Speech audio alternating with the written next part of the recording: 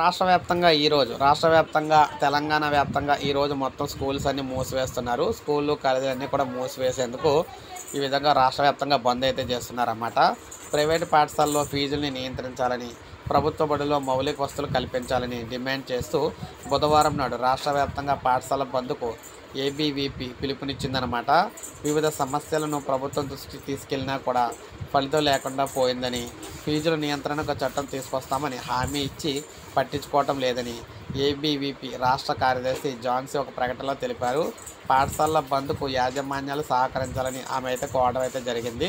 So ఈ విధంగా ఈరోజు మనకి తెలంగాణలో మనం చూసుకున్నట్లయితే తెలంగాణలో స్కూళ్ళ మొత్తం పాఠశాల మొత్తాన్ని కూడా మూసివేస్తున్నారన్నమాట. బంద్ అయితే చేస్తున్నారన్నమాట. సో రాష్ట్ర వ్యాప్తంగా బంద్ అయితే జరుగుతుంది. అందులో ముఖ్యంగా పాఠశాల బంద్ అయితే జరుగుతుందన్నమాట. ఇప్పుడే మనకు అప్డేట్ అయితే రావడం జరిగింది. ఒక లైక్ చేయండి, సబ్స్క్రైబ్ చేసుకోకపోతే మన ఛానల్ సబ్స్క్రైబ్ చేసుకొని ఫాలో అవుతానండి. ఇలాగే మీకు అతి ముఖ్యమైన అప్డేట్స్ అన్నీ కూడా మీకు మన ఛానల్ ద్వారా మీకు అందిస్తూ ఉంటాను నేను.